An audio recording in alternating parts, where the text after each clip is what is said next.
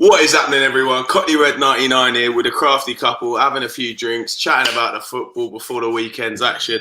I am joined by the lovely Mary from She Devils United, the Man United mammy of YouTube. How are you getting on, Mary? I'm okay. I'm still fucking fuming after last night, but sure, look, what can we do? We can just cry into our pillows and wish Neymar just never existed, to be honest. I don't really want to talk about last night, but we do have to. I mean, I don't think we played that badly, to be honest, Mary. I thought we had the better of the chances. If Cavani's shot goes, on the underside of the bar and goes in, we're celebrating and probably, getting a victory or a draw out there at least. And Martial missed a sitter as well. I thought they were the better side starting the game. We were quite sluggish, sloppy, slow. I knew that they were going to come on to us because they needed a win. So I was expecting that. But after Fred's, that red card incident, the headbutt, we played so much better after that. Then we scored when we were on top, which is not like United because usually we don't take advantage. And then we came out in the second half and we blitzed them. We were all over them for that opening half an hour. And very unlucky to go 2-1 down. Marcel had a chance, as did Cavani with that unbelievable chip. Bruno had that chance in the first half as well, where he, what was he doing? Caught in two minds as well when he was played through. That could have been a different story on another night. Now, they nullified Bruno. He didn't have his best game. But overall, I wasn't disappointed with how we played. I'm more frustrated because we didn't take our chances. Ollie shouldn't have started McTominay, in my opinion, because he looked way off the pace. He should have started Van der Beek and he should have substituted Fred after not the first red card incident, but the second one, because he could have got a red card for that in the first half as well. He could have, but that's just modern football. That's just bullshit, to be honest. That was... you know when you get away with one, don't then be fucking diving in. It was just stupidity from him. And then we know he got the ball in the second half and they scored against the run of play. Our defending was terrible. It was on both goals. Whatever about the third one, because you can forgive that because we're chasing the game. I'd rather them chase the game and try and get the equaliser. But the second one, again, from a set piece, what are we doing on set pieces? It's really, really annoying. But the red card then cut, after that, it really just cost us the game. I know we were still trying, but overall, it's just fucking frustrating because it was in our hands. We only needed a draw, and I'm not sure. And then we had, Istanbul, it was 3-3 going into the last minute, and then they fucking got the winner. So it was all around, it was just a shit night for United, really, overall. I mean, it was absolutely pony, and we're devastated. We've got to get a win in against Leipzig, and we're also joined by going a bit international with the Yankees tonight. Mr. G Sung Doug, how you getting on, Dougie? Oh, he's fucked off straight away. He's not having it. He just said nah. He had enough there. On that game, to be honest, it is just devastating, and we'll ask Doug what he thinks about it, but. Moving on to the weekend's fixtures, and the first one of the weekend we've got is the 12:30 Burnley against Everton. Both sides in pretty bad form at the moment. Burnley obviously picking up their first win recently. Everton just looked atrocious recently, to be honest. Doug? There we go. There we go, mate. How are we going on? Going on. Doug, mate, just before we get into the fixtures, what do you think of the game last night? Fucking terrible. I mean, okay, I take that back. And I'm actually really excited to be able to be on a show with Mary finally, because I've watched her so many times. Big fan, especially of She Devils United, and super excited to be on a show. But he's starstruck for you, Mary. This is she's great. She's got awesome opinions. And I love her passion and her fire. It's awesome. Mate, you can't beat the passion of a court woman. You just can't. No.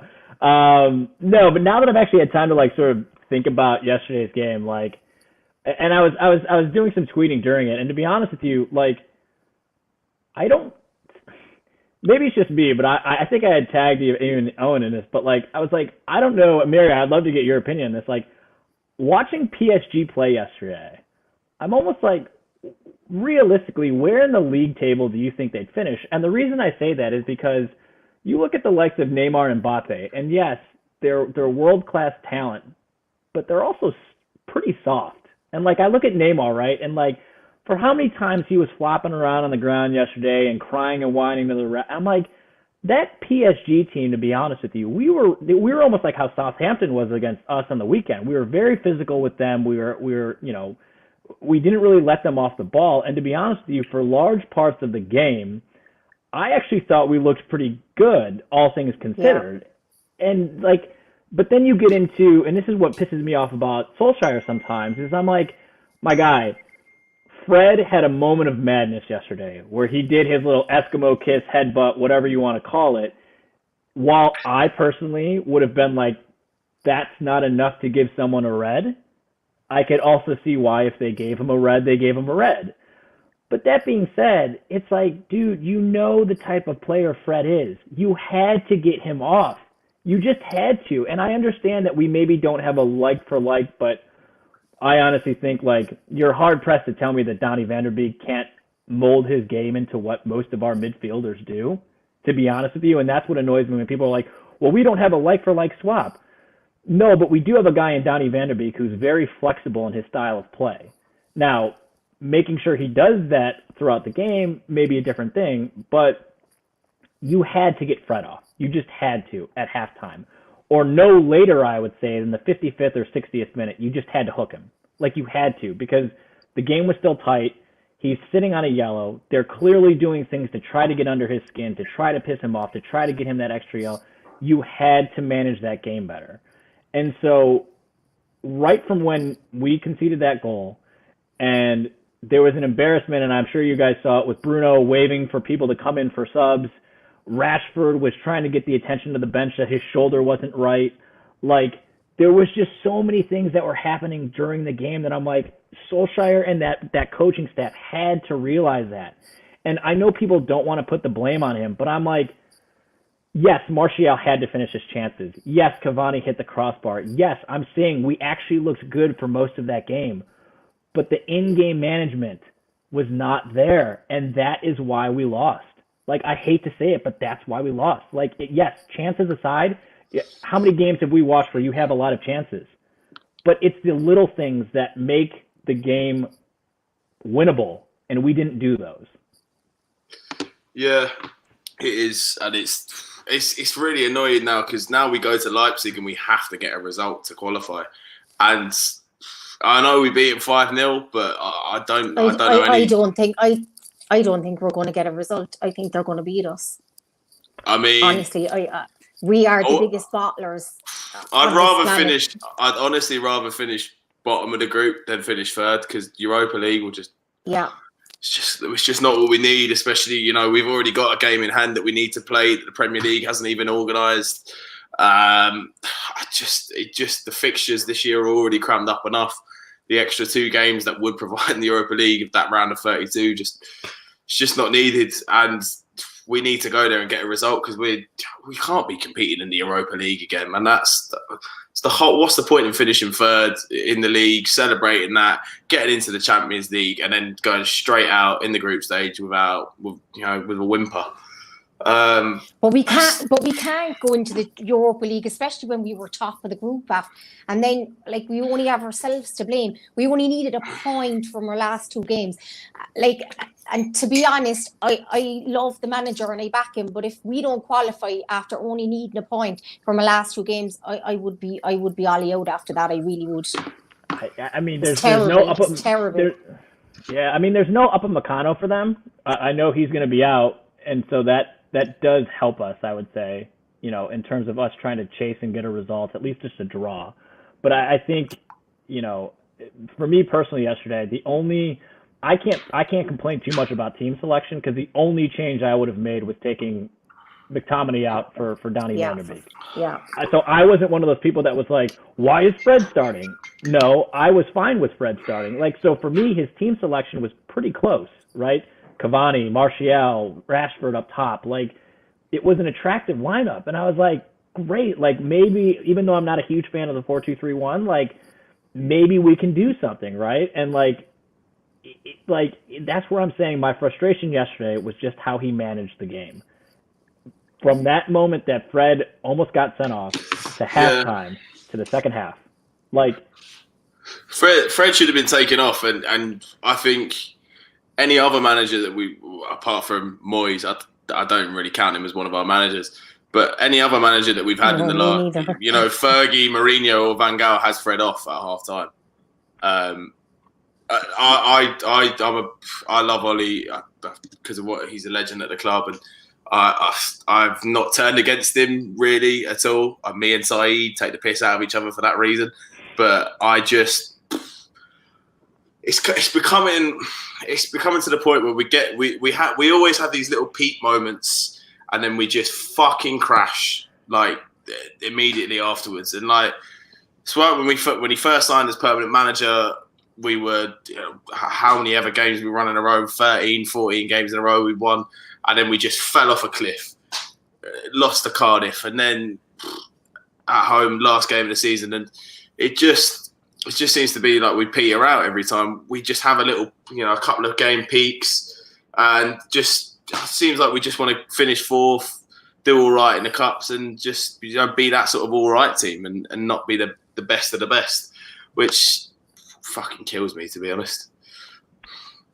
Well, you guys are both like big Solskjaer supporters. I mean, here's my thing: is like I think as a fan base, we are, and maybe rightfully so, we've gotten really reactive on a game to game basis, right? Like if we win, everyone's up, everyone's happy. If we lose, everyone hates the fucking players. They hate the manager. Like where I'm at with this now is like we just had a really good run of games. I wouldn't say run, but like we had a couple really good results. The problem though that I continue to see is that even if we have good results in a row, we don't ever really look consistent game after game. No. Like we just don't. And like you watch the Liverpools play, you watch Juventus play, whoever, even in the games where they don't look as good, there's still a consistent style of play. And yes, some things in the game might not go their way, but they look the same. There's too many times we go in the games and it's just like we throw 11 guys out there and it's just good vibes and hey, smile, try hard, work for the badge. It's like, yes, those things are good and important, but there has to be some consistency in the way that we set up and the way that we look throughout the game. And there's just too many times where I feel like it's just moments of brilliance. Like, I hate to say it, Southampton was a fantastic game. The difference maker in that game was Cavani.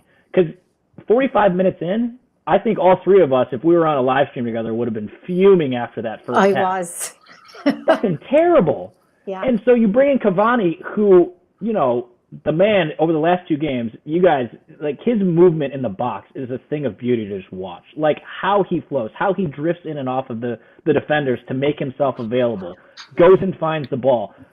That's things that it's instinctive to him, and he's helped us now to get results. But that doesn't, to me, boil down to Solskjaer necessarily coaching him to do that. But what I will give Solskjaer credit for in the Southampton game is that he did make the substitution at halftime to bring him on.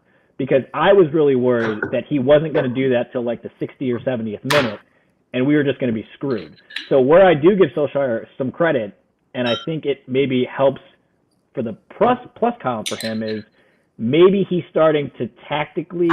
But then this is what I'm saying is, like, I say that now, and then I watched the game yesterday, and I go, what the hell are you doing?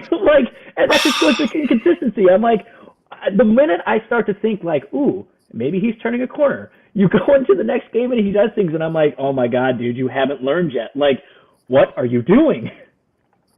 No. Yeah, for me, it's that he's not learning from his mistakes. And as well, PSG came with a game plan, and it was to nullify Bruno, and they just cut off the space. They crowded him. And if we could see it at home, how can Ollie not see it? And for me, again, another in-game management there. He should have switched it, changed the formation, changed the personnel, switch around the tactics, move him around, do something, Ollie, because you didn't change it. And Bruno, not through any fault of his own as well, had a stinker. What I would also say with the whole Ollie argument is that Fergie always had a world-class coach at his side. Yeah. You've had René Moudenstein, Carlos Queiroz, top level coach. Like René Moudenstein, top level coach. Ollie. Look, Kieran McKenna did well with the under 18s, everything, and he is a good coach, and Carrick's a legend at the club, obviously. But and my feeling, obviously, he has done amazing things with Fergie in the past. But are they giving the players the coaching that's needed? I don't think Ollie is a bad man manager per se, and in terms of controlling stuff that goes on a day-to-day runnings of the club. But I think in terms of tactical awareness and stuff like that, I think he could just do with a new coach bringing into the system. Maybe that might spice something up. What are you guys thinking on that? Do you think bring someone into the coaching staff that could make a difference, or what? I think when he got the permanent job, he should have brought in, Mike Phelan, as much as he did well. How many years ago was that? The man is a dinosaur. Honest to God, the minute it was grand for a temporary basis to have your mates like Carrick and McKenna and Mike Phelan. But then when you got the permanent job, that was the time to bring in a Ruby Faria or Renee Mullenstein, just as examples. Go and find that coach. Look at Jose at Spurs. He brought in that, was it Lille coach, someone from the French league, and it's absolutely changed them. It really, really has. Why didn't Ollie do that? I just don't understand why you continue with what are the lads doing? What is Carrick doing? He must only just be putting out the cones, because I don't see anything else that he's bloody doing there. I honestly don't. Well, and I said it on the Mad Red channel, right? Where I sit back and there's a lot of people, and maybe rightly so, who say, look at the progression of the Greenwoods, the Martials, and the Rashfords under Solskjaer's guidance, tutelage, whatever you want to call it, and getting goals. And I said, okay, but if all three of those guys are on the pitch at the same time, there's 8 other people on the pitch. It can't just be you helped people become better finishers. You're responsible for everything, and that includes your coaching staff. And so, to Mary's point, what did Jose do? Everyone knows Jose is a defensive tactician. So he goes out and gets an offensive-minded coach from Lille to help him improve on the offensive end. And now Harry Kane looks really good. Son, even though he was a beast before, looks really good. Lucas Moura looks good. And they just have a better attacking mindset to help balance Jose's defensive tactics. I don't see any of our secondary coaches bringing much to the table. And so if the only thing you can go for Solskjaer is say, well, he's helping with finishing. Well, let's look at yesterday's game. What was one of our biggest problems that we didn't do? We didn't finish. And so, yes, that's partially on the player. You can't really say it's on Ollie. But what I'm saying is if his main focus has been, well, I'm improving the strikers, well, the last 3 games, our worst bit has been what? Our finishing. So our defense still isn't great. Our finishing now looks bad. So whether it's Solskjaer, whether it's the assistant coaches, whoever it is, everything funnels up to him.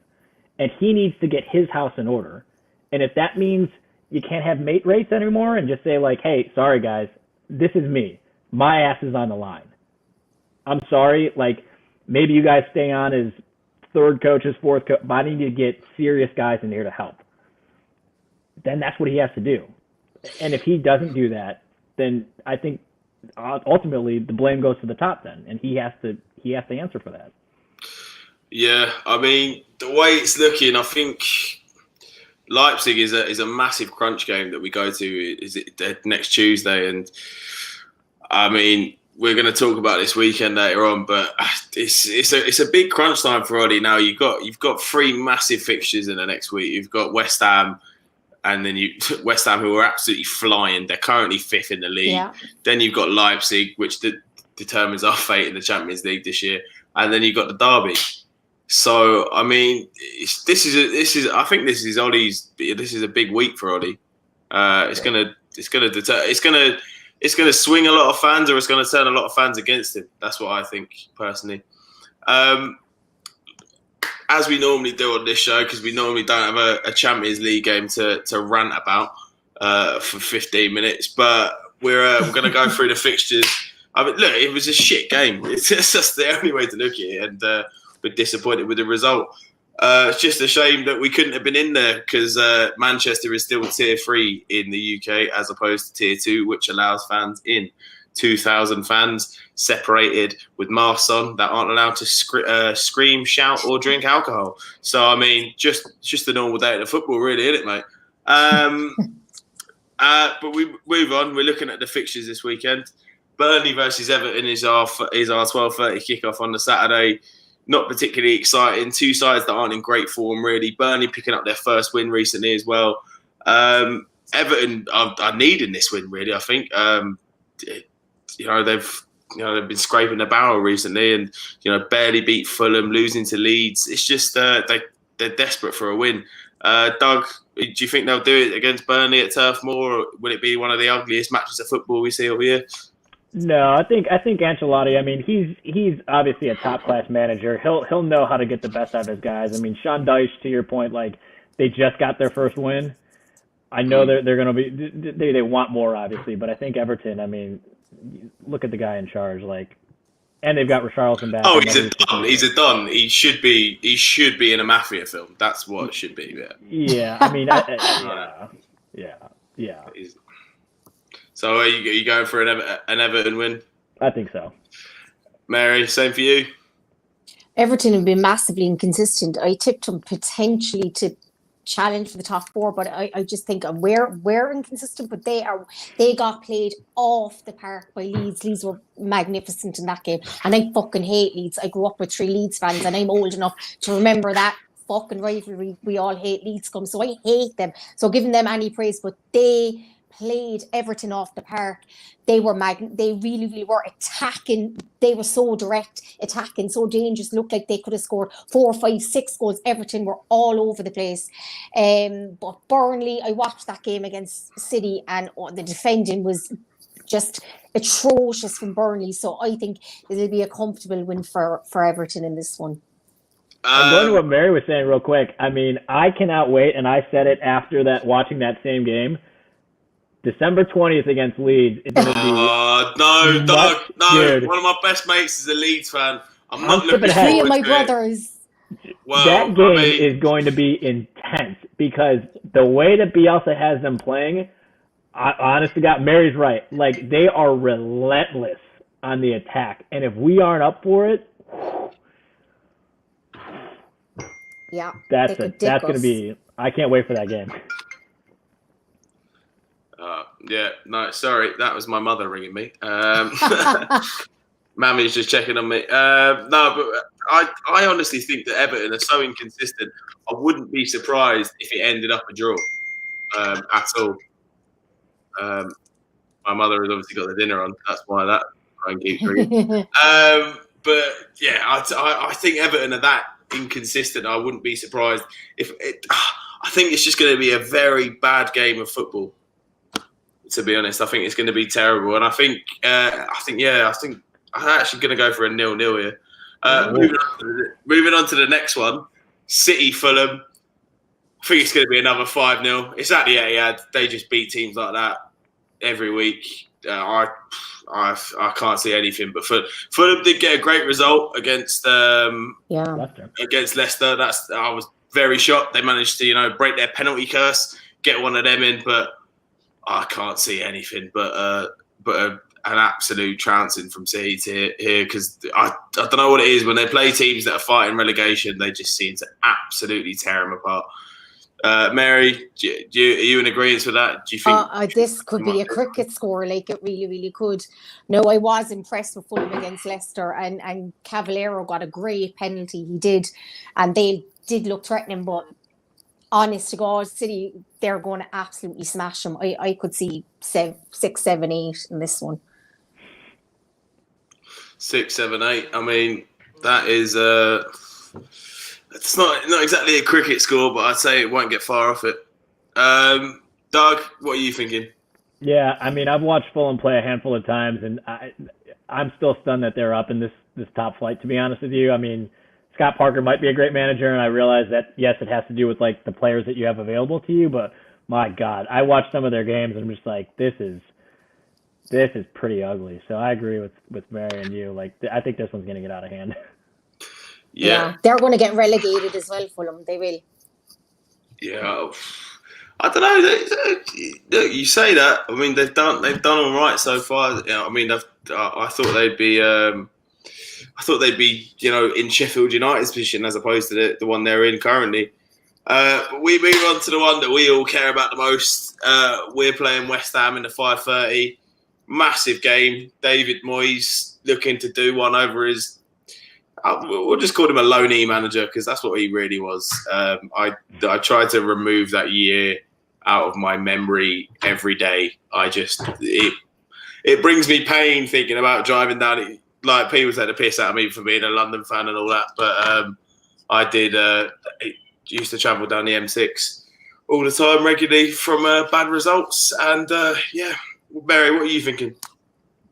If we lose to David Moyes, honest to God, I'm not sure I'll be able to cope, because worse than Owen, I actually hold a grudge against him, and I know that's really wrong, because like, he couldn't help but take the job, and I mean, he's only human, and you know, I'm sure he tried his best, but oh my God, it was just, I have PTSD. I never wanted him as a manager, couldn't stand his tactics, couldn't stand his Evertonization of Manchester United. It was a fucking shit show from start to finish. Those 80 odd crosses against Fulham haunts me, will forever haunt me, and I do honestly, I erased that from my fucking memory, Doug, because it was just, we were getting tanked by teams. It was absolutely embarrassing, like, it really was. I just remember when he retired, and there was so much buzz around who could be the next Man United manager. Like, there was so many good names out there. Like, and then for them to announce that it's almost Fergie's hand selection of David Moyes, I was like, you've got to. I'm like, at the beginning, to be fair, I was like, maybe he just sees something none of us sees. Because you're right. I thought the same thing, where I was like, if he brings in that same sort of Everton style of play, we're screwed. But maybe they know something we don't. And then a couple games in, you're like, Christ almighty, like, good Lord, this cannot last. And then it didn't. But it was just like, I was just shocked when they announced he was the guy that was basically handpicked by Fergie to take over. I was like, oh my God, like, oh, that's just, well, I don't even know. But yeah. No, I mean, to be honest, I think it was because I was at the Fergie's last game at West Brom, and I do remember everyone singing the David Moyes song, "Come on, David Moyes, play like Fergie's boys," and everyone sort of, look, I think it was the way that it was announced. It was, you know, he's Fergie's choice, and you know, that's how it was announced to the United fans, and it was Fergie that picked him. And I think, you know, Fergie could have pointed at a dog and told us he'd won the Ballon d'Or, and we probably would have all fucking agreed. Like, we all love the man like anything, so you're gonna trust his opinion, and he got that one massively wrong. And I really remember when we, I think it was, you know, at some point in the season when we were seventh, we finished seventh that year, and it was comparing us to Everton like the season before, and it was literally stat for stat was pretty much exactly the same, like goals conceded, goals against, and they were both seventh position at that time. So he basically just turned us into Everton.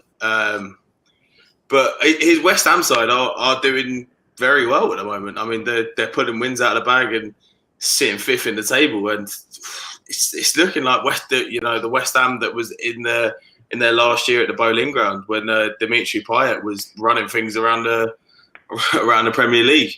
What are you thinking for the starting 11 in this game then, Mary? I don't know about Rashford, because he looks like he still has that shoulder problem, and like, this is my thing with the medical department and with Rashford. We ran him into the ground last season. He had that double stress fracture in his back. We played him through it, which was absolutely disgraceful. He's had that shoulder strain now since before the international break. Take him out and let him actually heal, because you can tell by him he's not 100% when he's playing. I'm a massive fan of his, but his performances lately have been well below par. I know we don't have many there, and I don't know, should Mada come in, but actually I heard today United are looking to have a plan now to start bringing Pedestrian, and I'm going to say right now, give the kid a chance and throw him in against West Ham. I know we always struggle against them, especially away. They are one of our bogey teams. I remember those fuckers doing everything in 95 to stop us winning the league, and I was devastated as a teenager that day. Always have that rivalry against them since we signed Paul Ince, and they hated us. So De Gea, although again he made that great save last night, but looked like he was struggling and had a bit of a niggle, and he struggled in the last couple of games. You were definitely right, though. I think, Mary. I don't think he was injured against Southampton. I think he just lost the head. I honestly do. I think he lost his nerve and came off. I really, really do. I would play Dean Henderson, but Ollie's not going to do that. He's going to play De Gea. He's going to play Wan-Bissaka, but Wan-Bissaka needs to buck up because he was all over the place last night. Defensively, his position was terrible, I thought. Don't know what's going on with him. Like this season, besides a couple of performances in and around that PSG game, he's not really been at it. Probably going to be Lindelof, Maguire and Telles. And Telles was at fault for that first goal with Rashford and McTominay as well. So if Luke Shaw is back, I would play Luke Shaw, but I'd say he probably needs to build up his fitness. I would, just because I'd fear for Telles in this game. I really, really rate Bowen. I think he's a very good player. Bowen is brilliant, to be fair. Yeah, and I think he's going to give him a torrid time. He really, really is. I'm not sure about Telles defensively. I think he could be a little bit suspect. I don't really highly rate Luke Shaw. I think he's a good player, but I think he'd probably be a little bit more used to the Premier League, especially away at West Ham, than Telles. He has to fucking play Donny van der Beek. I don't want to see McFred. I want to see Matic maybe and Donny and Bruno, and then I would play Palestri. He's not going to play him, so Greenwood, Cavani. We haven't still heard about that ban, which I don't know what the hold up is. And I, honest to God, would not play Martial. I wouldn't even have that fucker on the bench. I would drop him out of the team, and I would play. Roy Keane's coming out in there. He wouldn't even get on the fucking bus, the bastard, would he? No, I would play anybody on that left wing. I would even play, I can't believe I'm saying this, Dan James on the left wing. Marcel. If you played Dan James on the left wing, you might as well give David Moyes the fucking 3 points. No, because that fucker will try, whereas Martial... Yeah, but I'd try, Mary, but I don't have the lung capacity to run for 90 minutes. No, so I'd probably... I don't either, but I would actually play Rashford left wing and Greenwood right wing and Cavani up front. I wouldn't even have Martial on the bench. Where's the accountability? And I have Martial on the back of my shirt this season. I love him, but he has been terrible this season. I mean, one of our worst players, culpable last night and missed so many fucking chances this season. Where's the culpability for continuous poor performances? Get out, I wouldn't even have him on the bench. I wouldn't even bring him. Don't go to no, absolutely not. After that was criminal last night. That was unforgivable. And he doesn't look arsed, which is the main thing. What is going on with him? Why aren't you fucking arsed, Martial? Get out of my squad. I wouldn't even have him on the bench. I mean, Mary has very, very strong feelings on the Parisian man. Doug, I can see by the shaking of your head. You don't, I'm not sure. Maybe you are in agreement. Maybe, but the bright red face tells me otherwise. You are shocked at the passion of a Cork woman. This is what I'm saying. This is why I like watching when Mary's on, because she brings the fire. But mate, no one fucks with Mary, mate. She's so cool, mate. Brings the heat. You're taught that as a child with Irish parents, but you don't fuck with a Cork woman. That's just. I mean, so here's the thing: is I agree with, starting from the back. I agree that I actually would give Hendo at least a run of games, to be honest with you, because even De Gea yesterday, like he didn't have a lot to do. Like, he made a couple good saves, but even still, like there was a moment where he still got up and like was still grimacing a little bit. So maybe if he did, even giving him the benefit of the doubt, if he did pick up something against Southampton, I would just sit him for a couple games, right? Because Henderson, I actually think, deserves a good run of games. And I understand you don't want to fuck with the keepers too much by like swapping in and out, but I think he actually provides better stability in the back that we need, especially with our center backs being as weak as they are. Like, you need a more vocal presence. You need someone who's going to be a little bit more commanding of his box. And I think that would actually give Maguire and Lindelof a little bit more confidence that they're maybe lacking right now. I agree. Like, I would say my concern with Luke Shaw, if you're bringing him back too early, is that we've seen with him, when you get those soft tissue injuries, he'll fold again within a matter of minutes, and now we've just lost him for another 6 weeks. So that's the only reason I would say I agree with you that Bowen could be a problem for Tellez, but at the same time, like, I just don't want to rush Luke Shaw back and have him pull it again or do even worse, and then we've lost him for an even more extended amount of time. Understanding the last thing we need is Brandon Williams showing back up in either of those back positions. We can't have it. Like, and even Fosu, like, with that Brandon Williams point, do you think that letting Dallo go out on loan has been a mistake then? In terms of because of how, like, Wan-Bissaka has looked quite shaky at right back in terms of, you know, bringing in as cover and maybe shaking things up, or I think Dallo has looked very good at AC Milan. AC Milan are flying, and he's looked quite well there. Part of the problem with Wan-Bissaka, in my opinion, is the fact that we don't have the right winger that we need, right? And I'm not saying that it's a pass for him that as a right back you shouldn't be able to put in a good cross and do some things. You should, 100%. But, like, I'm looking at Wan-Bissaka as he's arguably one of, if not the best defensive right backs in the league, if not even in Europe, because it's almost impossible to get past the man, right? And so, I just boil it down to, I think if you had an actual proper right winger, I think you'd see a different Wan-Bissaka, to be honest with you, because I think there wouldn't be as much onus as him needing to get forward and things like that. And so the back four, I agree with Mary, would be Tellez. Unfortunately, would still probably stick Maguire and Lindelof, and then Wan-Bissaka. I agree too that, and Owen's heard me on Adam's channel, I have been the biggest Donny guy since the minute we brought him in, and the fact that he was sat was criminal, and I think the fact that he sat him against PSG was criminal, because there was no need to drop him out of the starting 11 to fit in McTominay. I'm sorry, there wasn't. There was absolutely no need for that, because if you watch Donny van de Beek play, yes, he is considered an attacking midfielder, but he pressures, and his press on the ball and his ability to win, and the game against Southampton, when Bruno sprung Rashford on that, when he should have played that ball back into the middle for Cavani to have it tap in, but he took the shot on himself.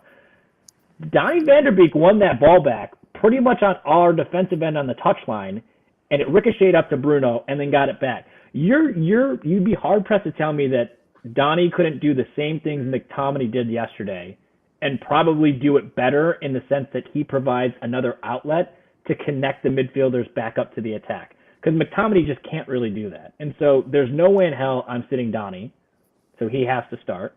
You're probably starting a Matic or a Fred, right? You've got to start Bruno. And then, I agree that I would. Here's my thing on Martial. I wouldn't leave him back in Carrington. You wouldn't leave him. You wouldn't leave him at the Lowry Hotel. I wouldn't leave him back at the Lowry. You would get him on the coach. Yeah. I would. I actually, and this might be an unpopular opinion, but if we were to do anything, I would prefer we went with the starting three we did against PSG, which is Martial on the left, Cavani up front, and Rashford on the right. And the reason I say that is because I think Marcus Rashford, and this has nothing to do with what he's done off the field, because that's completely separate. I would argue that he disappears just as much out of games, and he almost is not a one-trick pony in the sense that he can't cross, but his crossing is a little suspect at times. He's a better finisher, I would say, than Martial, but I think people slight Martial when they forget, and I'm not saying you're forgetting, Mary, but I think people tend to like to only look at Martial and think he has to play as a lethal striker number 9, right? And I go back to that game against Watford last year, where I'm sorry, that was one of the most ridiculous goals I've ever seen in a tight space from someone. And that's where I'm like, he's got the brain. It's not that he's not intelligent. It's not that he's not doing it. Maybe right now it is a confidence thing. And if it is a confidence thing, I don't know if leaving him back at the Lowry is the right move. So it's I would still like to see him in a lineup with Donny, Bruno, Rashford, who he's comfortable with, Cavani, who we know can provide that width and support up top as a true striker, and then him coming off that left wing. I just think that for some reason yesterday, maybe he was in his head, I don't know what it was, but that's not the Martial I am traditioned to seeing. And so I'm just like, I think it'd be really harsh to just drop him completely, especially against the West Ham. Like, I just think that the game is there for us to take, and I would want our three best defensive or offensive players out there, which is, to me, Rashford, Cavani, and Martial. Because Greenwood, he's up and coming, but he's also wildly inconsistent at times too. And I just wouldn't trust him to track back. Like, I wouldn't.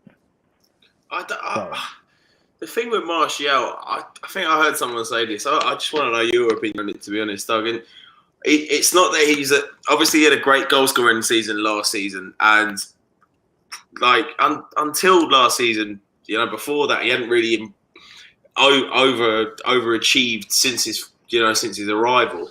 Yeah. And I'd say it was a statement in terms of he's a scorer of great goals, not so great goal scorer. And I don't particularly disagree with that. I think if you look through his goals catalogue, he has scored some absolute beauties, but he doesn't do it consistently. And we're now at a point now, you're 5 seasons in at United, and you're not doing it on a consistent basis. And we all know there's talent there. That's without question. But you have to do it on a consistent basis. There was a Ballon d'Or clause in his contract for a reason. When we bought it from Monaco, but I don't know. I just don't see him as that consistent goal scorer for Man United. I see him, as possibly a 10, 15 season a goal, 15 goals a season striker, but I don't see him getting more than that on a regular basis. I think that's fair, but I would also say that in the same light, I could probably apply that same logic to Rashford, right? Because I see him as a guy who scores really great goals, but isn't a great goal scorer. Like, I don't get that same vibe from Rashford, and I'm not saying that Marcus Rashford isn't better than Martial, and nor, to me, honestly, and this is what I was saying, like, I would just rather us have our 3 best offensive talent right now on the pitch at the same time. And that, to me, is Martial, Rashford, and Cavani, right? Because I think Greenwood at some point could take over for Martial, 100%. But, like, I see with Rashford at times, too, he goes missing for games.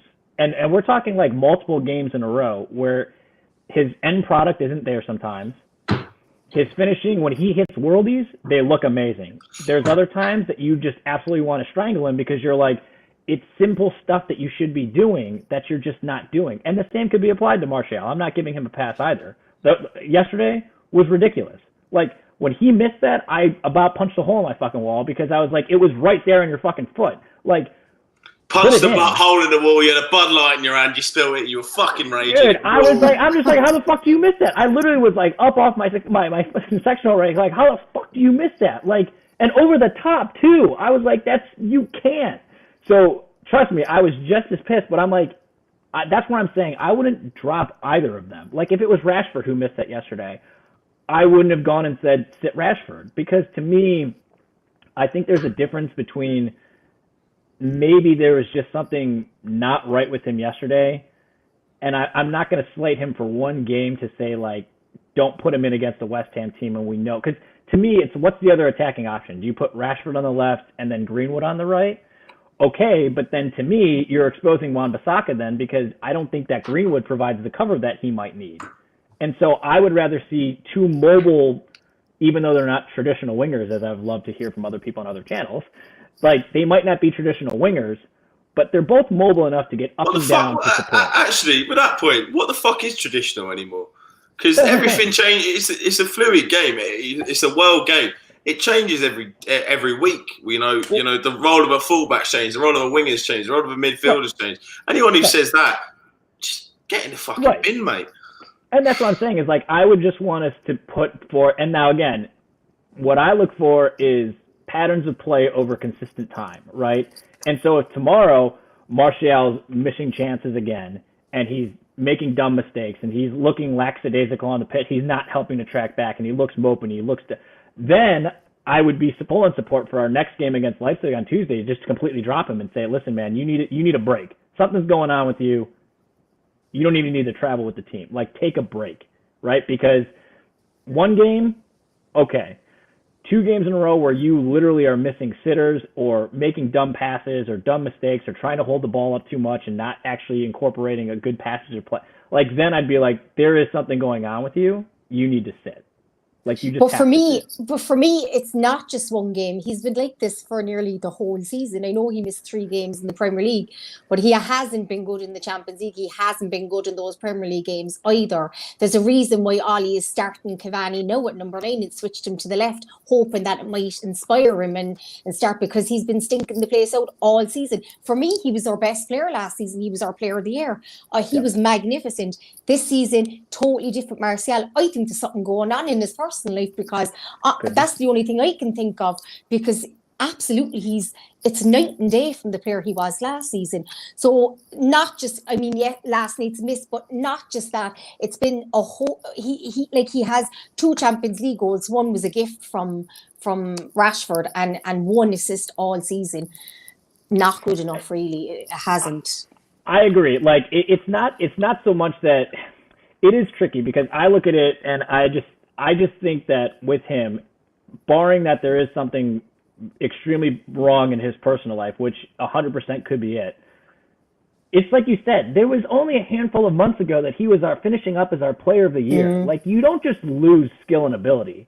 So, like, and this is where I do look at Ollie then to say, and I'm not blaming Ollie, but what I'm saying is from a manager's perspective, you need to know your players. And to Owen's point, like, if he's a good manager, he should be talking with Martial. What's going on? Like, is everything okay? Like, and if it's not, don't put someone in a pressure situation like a PSG game where there's a lot riding on that game and you're just tossing them in there. Because here's what I say is, like, while I'm saying I want the best talent out there, I still want their heads to be in the game too. And if his mental space is not there, then actually I do blame that on Solskjaer and his crew, that you should not be putting people out there that mentally, because I think that's what fucked up Maguire.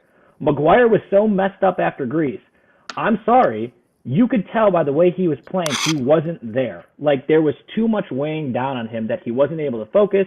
He also has the captaincy. Like, as someone who played at a very high level here domestically, if there was somebody, one of my teammates in college, who literally had something going on, their parents just died, something like that. Like, there's certain people who can rise above and keep their head in the game, and then there's other people who can't. And to put them out, the people who can't, to put them out on the pitch when they can't handle with what's going on mentally, they're just distracted the entire game and they're not really thinking. And then therefore you're actually doing a detriment to the other players on the team, because either you're not man enough to say, I shouldn't be in, coach, or the coach isn't connected enough to you to say, hey, take some time off. Like, you need a break. Yeah, but you look at that, then you've got a squad of how many players, and like you are only going to know a few. That level of it, like in terms of that level of intimacy, well, intimacy might be the wrong word. But I mean, this isn't. You should be able to notice when they aren't right. Granted, but you know, not to sound like a Brexiteer here, but you know, Martial is French, and they are known for like not being the most well. They can either be very cold or very expressive. And he seems like the type that isn't, you know, he might, as a person, he might not be comfortable with opening up. So he might be able to hide it more. And look, we're debating stuff that might not even be happening, really and truly. True. So, look, let's just hope he turns up to Olympic Park, tears West Ham a new arsehole, and we'll all be singing his name at the end of the game. But I'd love for him to be pissed after yesterday's game and go, I need to prove myself. Like, that's where I would stick him back in. And I would, if I was Solskjaer, I would literally have had a conversation with him today, tomorrow, whenever in training, and say, like, you know what happened in that game. You've probably heard what people are saying. Now's your chance. Go prove them wrong. Like, get out there and show them the Anthony Martial that we know, right? Go fucking show that on the pitch and like inspire him to go be better, because he probably is down. Like, he's probably seen it all over fucking social media. Like, he missed multiple chances. And like, as a player, I would hope that he would have enough like in him to want to bounce back and prove people wrong when we face West Ham at the weekend. I really do. I would hope so. because that's the mentality I would want to have at the club. Like if I have a shitty game, I want to prove this next game why I belong in the starting 11, why I belong at this club. Not that I'm going to go run and hide and act mopey and sit back and hide. And that's where I love Bruno's mentality. I think you're going to see a master game out of Bruno on the weekend because he didn't have a great game yesterday. So for him to have multiple bad games in a row, I don't think he would take that. I think he's going to be like, no, fuck that. Like, we just lost to PSG. I'm pissed. I want to win. I'm going to show what I can do. Like, and that's what I would want to see out of the guys on the weekend. Yeah, I mean, I definitely get that. In terms of starting 11, then do we fit? I think we would like to see Hendo get a chance to start a Premier League game, but I think we're all in agreement that De Gea is probably going to be the one in between the sticks. Back four seems to be probably the same one that started against PSG. And then in the midfield, we would love to free poor old Donny van der Beek. He's locked up in his fucking hotel suite in the Lowry. Doesn't seem to get a game. Seems to just be stuck on the bench, the poor Dutch fella. And front three, as much as bad as Martial did play the other night, well, just in terms of his finishing, I do think it's going to be a Rashford, Cavani, Martial front three, and hopefully it does the business. Now, score predictions against the Cockney boys. Mary, what are you thinking? Are we going to turn these lot over in East London, or are we going to get done in as we have done in the last couple of fixtures? I think it's going to be 2-2. Don't do this to me, Mary. Don't do this. Yeah, I'm not confident. Don't do this. Struggle against them. No, not confident in this one. Hopefully I'm wrong. I hope they make me eat my words. I hope you're wrong as well. Doug, come on, give me some fucking positivity, man. Give me some of that American customer service positivity. That's what I want right now, man. Listen, I mean, I want the Apple shop in New York positivity. That's what I want. That's what I fucking need, Doug. A lot of energy there.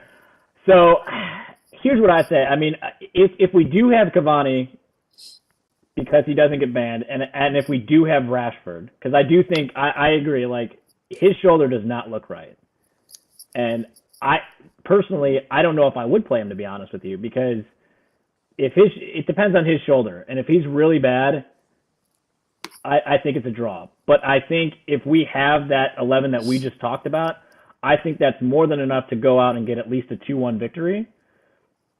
And I'm not saying we look convincing either. So let me caveat that by saying I'm not saying we're going to go out there and completely dominate. I think it's going to be a slugfest. I think we eke out 2-1 if it's with that lineup we said. But if Rashford's out, right, and Cavani or one or the other, I think Mary's right. Like I think it's a 1-1, 2-2 type situation, to be honest with you. Well, do you know what? Fuck the lot of you. We're winning 2-0.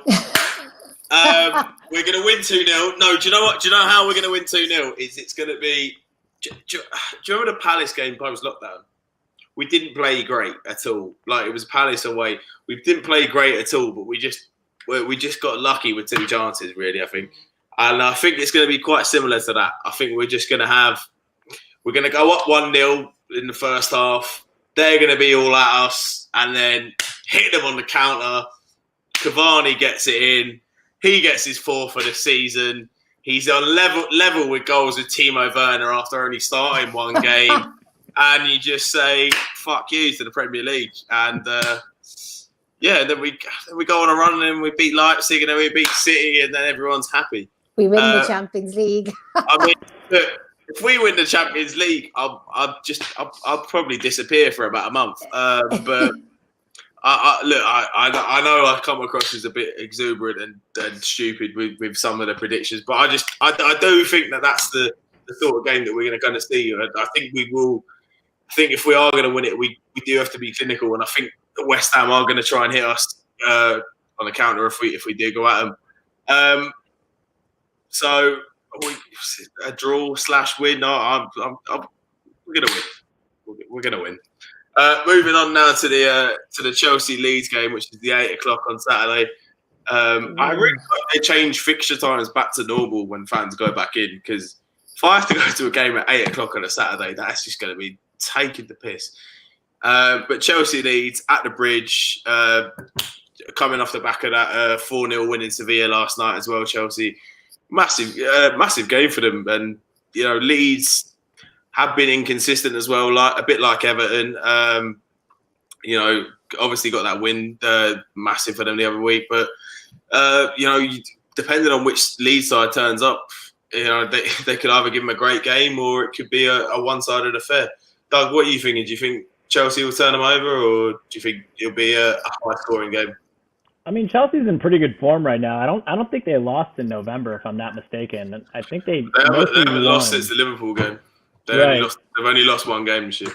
Right. So they've looked pretty good. I mean, the thing is with Leeds, like, if they just obviously I'm not in support of them, but it's like their defense is going to be their weakest point, obviously. And so I don't know if it's that easy for Chelsea to win this game, to be honest with you. Like I could easily see like a 3-3 here, to be honest with you, because it's just going to be a shit. Like, I think that Leeds is enough of like a scumbaggy type team that, like, yes, they'll concede a lot, but they'll also get goals. But then again, I guess Chelsea has like better in defense. I'm kind of torn on this one because I like higher scoring games, to be honest with you. I just can't see this one finishing like 1-0 to Chelsea, right? Like, I really do think this has like a 3-2, a 3-3, a 4-3 written all over it, like just back and forth. And I think personally, like in the end, I think Chelsea probably does get a win, but it's going to be like a high scoring affair.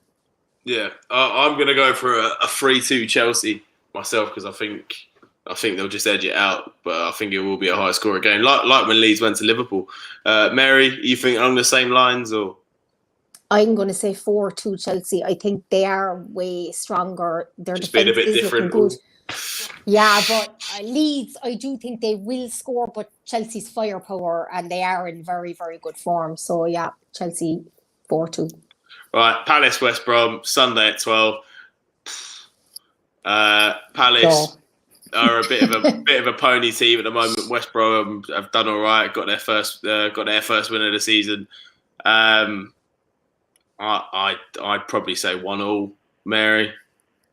Yeah, 1-1 or 0-0 even. Doug, do you have a lot to say about this one? I mean, I particularly don't.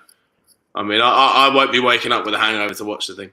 Yeah, no, probably pretty boring. I doubt you're going to be waking up at 6 a.m. to watch it. You're in Ohio, in Ohio, yeah, aren't you? So yeah, I doubt you'll be waking up at that time to. It's not nothing against those two clubs, but it's just not an exciting game to watch on a Sunday morning. Well, just afternoon. Sheffield United Leicester is the next game, which is 2:15. Oh, Doug's dropped out. Doug's dropped out. He's obviously just been that upset about West Brom Palace. He's just fucked off. Sheffield United Leicester. Sheffield United still looking for their first win of the season. Oh, Dougie's back. Here he is. Sheffield United still looking for their first win of the season. They're just not having it at the moment. They've only got a draw with Fulham to show for. I mean, they haven't actually. I'm looking through their results today, and they haven't actually lost, but they've only lost by a goal pretty much every time. So they've not been far off. Leicester, obviously, with that shot defeat to Fulham. So could Sheffield United pull something off? What do you think, Doug? Do you think Sheffield United will do them here, or are Leicester going to bounce back from that shot defeat to Fulham? Yeah, I think Leicester's got enough to win like 1-0. Like, I just don't see enough out of Sheffield United this year, and I know last year they were obviously the surprise of the league, but I don't know. I think Leicester's just they've got the talent. And that's like a 1-0 game, like I said. Yeah, 1-0 Leicester. Mary, similar lines. Just give me a minute because I have a lot of crackling in my ear, so keep talking. That's what's going on with me too. Yeah. Keep talking. I should be on. Oh, I'm back.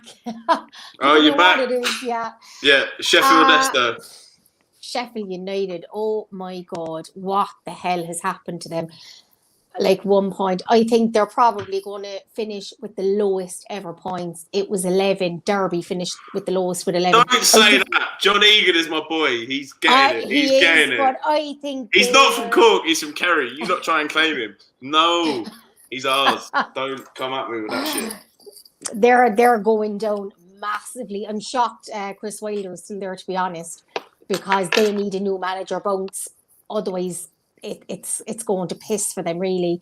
Leicester easy win. No, they weren't great in a couple of games like that. No, the Fulham game, in that Liverpool game as well, they bottled it big time in that game. But they do have massive talent in their team. Rodgers is a good manager. I wouldn't say he's any better than a good manager. So yeah, Leicester for me in this one. Sheffield United, they're going down. Poor old Sheffield United. I mean, I'd love to see him stay up. You know, Ender Stevens, Dave McGoldrick, my main man, John Egan, all there. And I just, you know, the big Irish contingent there. And I'd love to see him stay up, but I just can't see it. I don't disagree with what you're saying about the lowest points tally, because, I mean, you know, we're 10 games in now, and to only have 1 point is shocking. So, but as I said, they've only lost. They've been very unlucky in their games, but obviously it doesn't matter, and you need to get those results. But yeah, I'm actually going to go for a draw, because I think Sheffield United will be very desperate, and Leicester are in a bit of poor form at the moment. So I think Sheffield United might get a draw. Moving on to probably the biggest game of the weekend, the North London derby, Tottenham, Arsenal. There will be fans in there as well because of the Tier 2 system.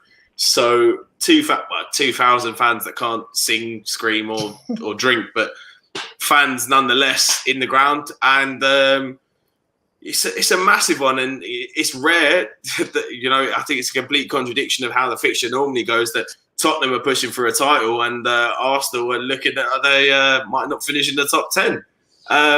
Mary, do you think Jose is going to absolutely school Tony Paella, or do you think we've nicknamed him Tony Paella from now on? That's his new name. But do you think he's going to school him, or will Paella, you know, part of the bus, you know, beat Jose at his own game? See, this is a game where you think, oh, look, Spurs are going to annihilate them, but I'm not sure, because it is a derby and anything can happen in a derby. No, it still galls me how we lost to this Arsenal team, because this is the worst. Thomas Partey, that's how. Thomas Partey's been out outside. Pogba. This is the worst Arsenal team I've ever seen in my 30 years as a football fan. It absolutely is the dregs of an Arsenal team. So poor. Arteta, a fraud. He'll be sacked sooner or later. Not really at the quality. They massively they really gave him the job to save money. Not really. The only tactic he has is parking the bus and counter, not getting the best out of any of their players. There were no real attacking threat. Saka decent, had a couple of chances, and defensive. See, initially people were saying defensively he's really good. He's got them organised last couple of games. In that Wolves game, they were all over the place defensively. So poor.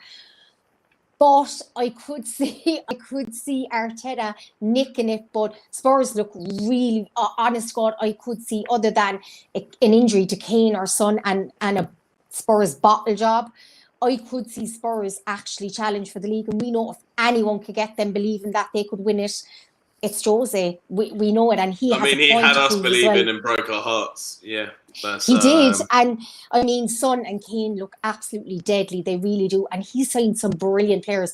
Højbjerg. Why didn't we sign Højbjerg? Højbjerg, as expressions like to call him. Honest to God, so underrated. He signed Matt Doherty, who I highly rate too. Greg Blanc, very good for them. Joe Rodon looked really good as well on his debut against Chelsea when they got the clean sheet. So very astute signings from Jose. I'm going to say I still think Spurs will win, but I wouldn't be surprised if Arsenal nicked it 1-0. But I am going to say Spurs. Spurs. I mean, you were talking about the Spurs thing there, and I see it with Jose. I see that as a two season max success, and it's gonna go to shit. Like they might and also what I caveat with that is, if you do that at United and it turns to shit, you're not remembered, because we've had the best manager that ever lived in Sir Alex Ferguson, and we've had successful years and we've won Champions Leagues, and you're not going. If you win a couple of titles over a couple of years, yeah, you'll be remembered fondly, but you won't be remembered in that ilk. Whereas if he does that at Spurs, he will be a fucking god. That if he wins the Premier League title with Spurs, I've got Tottenham mates. He'll be a god. He'll be an absolute god. And I think they are really, really in for it this year. And I honestly think they're going to turn Arsenal over this weekend. I think they're going to win comfortably, 3 or 4-1. Doug, you're nodding your head there, mate. Are you thinking that Tottenham are going to absolutely pummel Tony Paella? I don't know if it's going to be a pummel, but I mean, I will say that, like, you know, especially over here in the States, right? Like, you look at teams and it's like, there's like teams that have like this aura of like destiny around them, right? Where it's like things just feel right.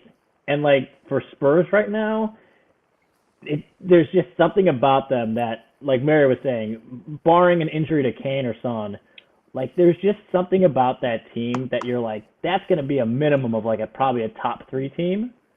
And they're going to challenge, right? Because even with them signing fucking Bale on loan, like that just helps them out so much. Where before, like, think about it. They have Lucas Moura, they've got Kane, and they have Son typically. But then to be able to bring in a Gareth Bale if you really wanted to, like, and like you said, I'm so glad you touched on the point with Højbjerg. I'm like, for God's sake, like, so good. It's like Emil Høj Busquets, mate. He right. is quality. It's just like there's just teams of destiny where they like just get this vibe about them where you're like, Christ, like this is going to be a team that is going to be really hard to beat. Is it? It's like, cold in there. But I mean, like I think, yeah, derby games typically have a lot more obviously to them, right? And so I think that this is something where I think Tottenham's going to win, but it's going to be like a very low scoring affair, like maybe a 1-0, 2-1 type thing. I can't see like a 3-1, 4-1. I think 1-0 or 2-1, like at best. Yeah, I mean, either way, I've got mates. I do live in North London, so I mean, I've got mates on either side. So it's just nice to take the piss. I mean, my brother-in-law is Arsenal, so just to take the piss out of him if they lose 3 or 4-1 would be quite nice. But it's going to be a tight affair, and I think Spurs are. I do completely agree with you, Doug. When I think Spurs are definitely going to be going for the title. And Jose has the thought of him lifting the title annoys me, but I'd rather Spurs than anyone else in the top 6 because I hate the rest of them a lot more. That's just my personal view. Moving on to the late kickoff on the Sunday, 7:15, Liverpool Wolves. Obviously, Wolves missing Raul Jimenez after that horrendous injury. I mean, I watched it back on Match of the Day and shivers down my spine. It was horrendous, the noise, man. It just makes you just jump, and it's horrible. And I wish him a speedy recovery, and I hope he's back on the pitch soon. And Liverpool, I don't think they've lost at Anfield for going on 3 years now, is it? And yeah, they don't know they're going to lose there anytime soon. We thought Leicester might do it, but that weren't meant to be. They absolutely sweep them aside and won 3-0. And I don't think it will be as clean cut as that, but I think Liverpool will walk away with this, and I think they'll win 2-1. Mary, what are you thinking? Wolves are very good. Anytime I've watched them like this season as well as last season, they've been so impressive. Like they were so good against Arsenal. I do think if they had Jimenez, they might have a chance in this game. But because he's out, honestly I can't. I wouldn't be so shocked if they got a result. But like Liverpool they still look frightening even with all their injuries. Like it's like for Klopp, honestly, he reminds me so much of Fergie that no matter what player comes in, he has them believing that they're the best player in the world. So like, Origi, Firmino, whoever comes in that midfield, Fabinho at the back, like Fergie used to do that playing like, Carrick at centre back in games. Yeah, but Fabinho's actually a centre back. Carrick was a midfielder. Fergie was better than. Let's not. Let's not put that fucker in the same bracket. Just in terms of the players play out of their skin for him, like they really, really do. We haven't had that since Fergie, and Klopp has that in abundance at Liverpool. So regardless of what injuries they get, regardless of who comes in, they still play 110% for him. Liverpool are going to win this. I think 3-1. 3-1.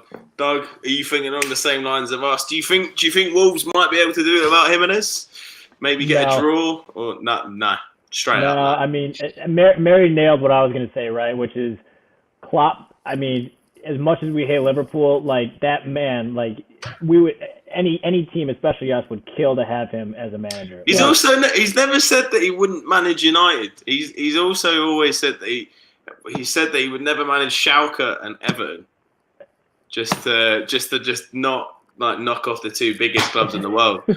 just saying I'd fucking love nothing more for it to happen, just because to see the Scousers in meltdown. But yeah, I mean, like there's so many. Like he could come up with 1,000 excuses at this point with the injuries and COVID and everything else to why his team is underperforming, and it's just not. Like he just continues to get results, and it's like that's what drives me nuts.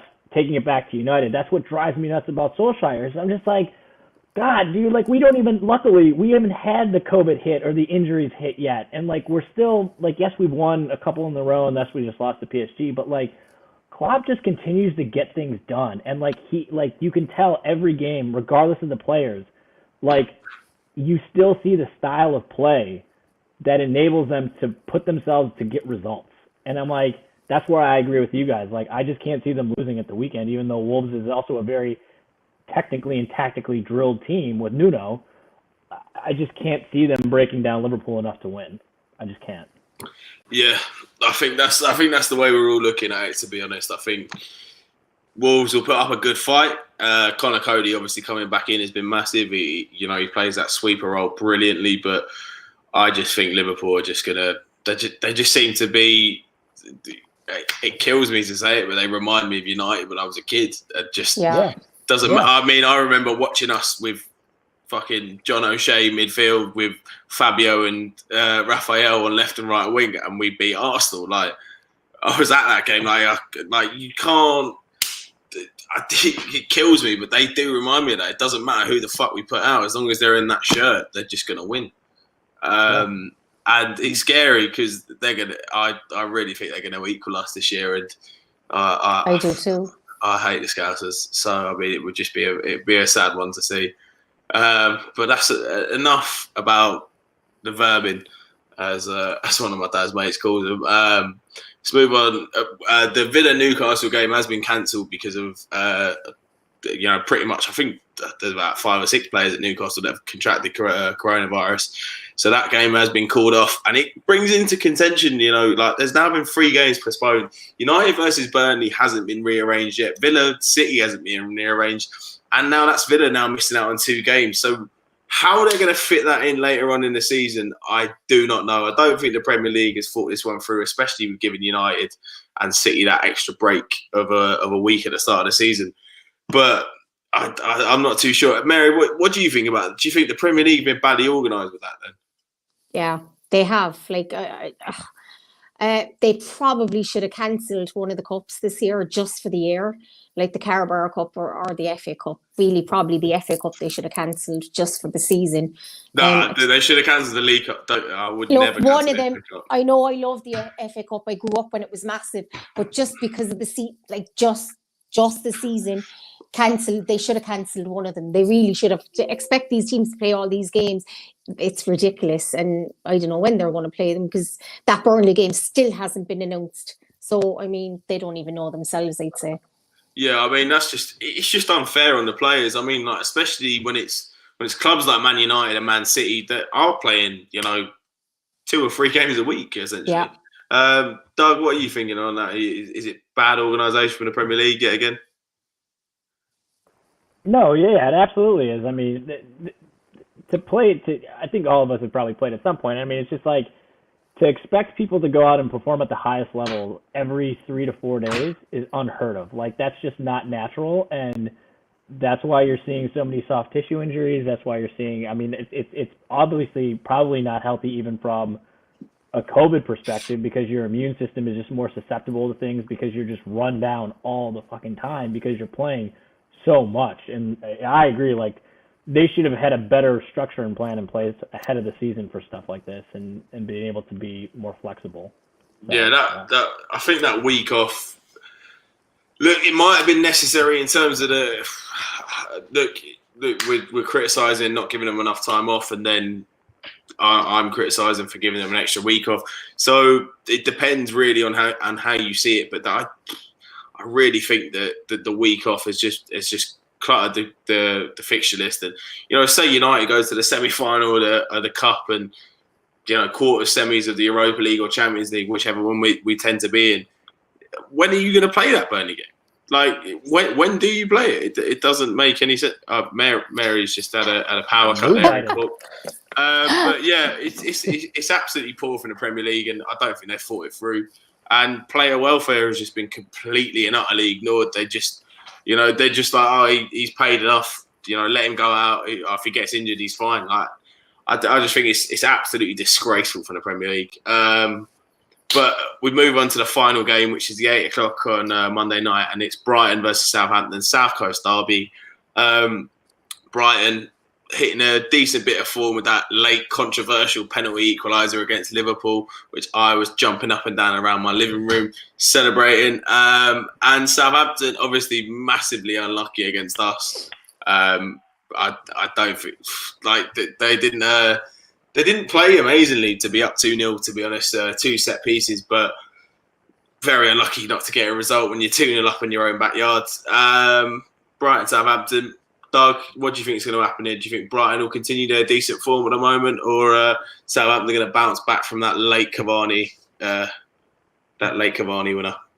Yeah, I mean, I think that I kind of look at who's in charge, and I just like that. I like the style of play that Southampton does. I think it's going to be a very similar sort of game to. Mary, that isn't you, by the way. Can I just ask that? Just to double check. That's what. Mary, that isn't you, is it? That's my mother. Oh, okay. That's my mother. Oh, my biggest fan, cute. My number one fan. That's great. No love like an Irish mammy. Sorry though. No. Personally, I think Southampton will get the result because I just think they play a really attractive style of football. I think now I will say that they are a little one-sided sometimes when it comes to set pieces and needing them to actually get some things because Ward-Prowse is an absolute animal as we saw. But I also do think they play a really high press and a good attacking style, and I think they'll get the result. Yeah. Mary, what are you thinking? Do you think Brighton will continue or Southampton bounce back? This is a hard one to call because I've been really impressed with both of these teams this season. I think the league table kind of is a little unfair on Brighton because they've played some great football this season. They really have. Against us as well. Against Liverpool, they were brilliant. They absolutely deserved that draw. They had chance after chance, had some good results, but I think Southampton might have a little bit too much for them. They might be a little bit stronger and they will want to bounce back. They're massively missing Danny Ings as well, so the sooner they can get him back, the better. But I think it'll be just a close 2-1 to Southampton. 2-1 Southampton. I'm going to say 1-1 myself. And that rounds up the fixtures for the weekend. We've got on for ages, but I do like to finish with a bit of a well, not too fruity of a question, but not just football related, but it doesn't necessarily have to be football. What is the most aesthetically pleasing? Everyone has their own views on what a ground should look like. Whether it be old fashioned or the modern style that you like. What is the best ground you've been to? Like, just full stop. Doug, come to you first, mate. What are you thinking? I'll give you a few. I'll give you a float a few out there. Pitch a few in.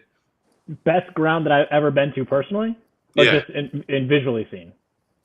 What have you been to? I say that because obviously I haven't gotten to go over to the UK as much to hit even Old Trafford, right? But I'll say this much for being here in the States. If you guys ever get a chance to come over here, I'm not a big fan of the MLS. I actually hate the MLS, and any of my friends will tell you, I hate American soccer, to be honest with you. I really do, or football. But Atlanta United, because I lived in Atlanta for a couple of years, Mercedes-Benz Stadium is unreal. You took my answers, to be honest, mate. It's unreal. If you ever get a chance to come over here, I've been there. I've been there. It was quality. Dude, it's unreal. It's so much fun, and there's a lot of action. The stadium itself is just gorgeous.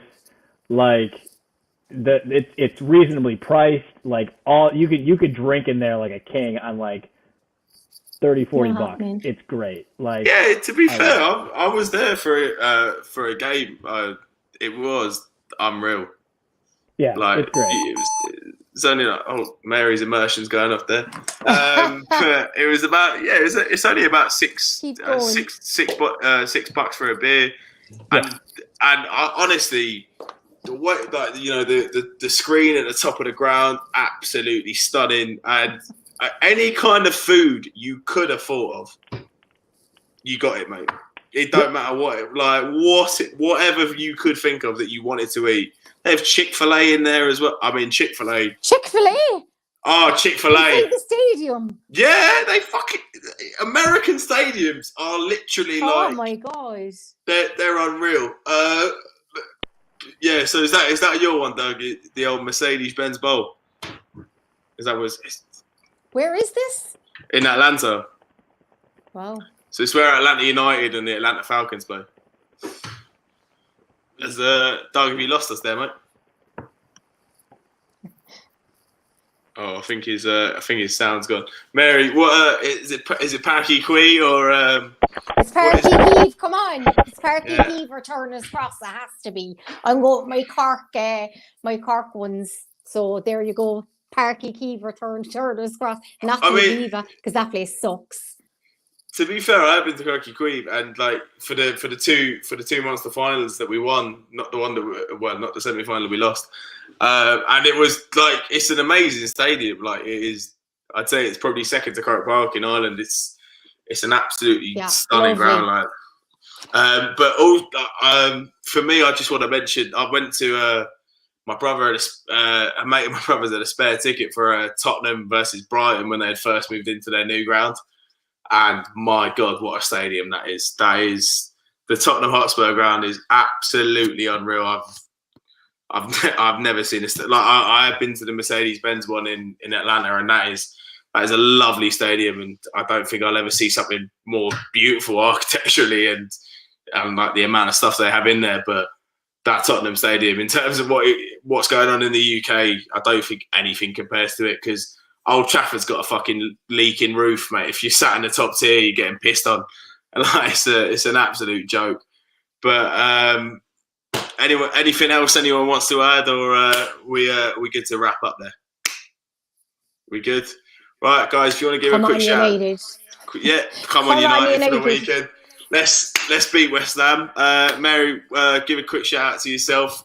Congrats on getting to 3,000 subscribers on She Devils as well. Thanks so much. She Devils United on YouTube at Mary She Devil UTD on Twitter. Yeah, top woman. And the man with, as Adam says, the best Twitter handle in the world.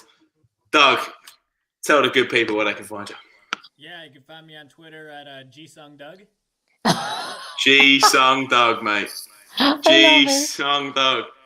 The Korean American man brings it back for us. What a top bloke. Talks a great lot of sense as well. Trying to get to 100 subscribers before Christmas would be really nice if you could. So if you are watching and you haven't, please click on the little button. It makes me smile like a little man, little happy man. Sorry. And please like, please share, please subscribe. Talk to you boys later on. Cheers for watching.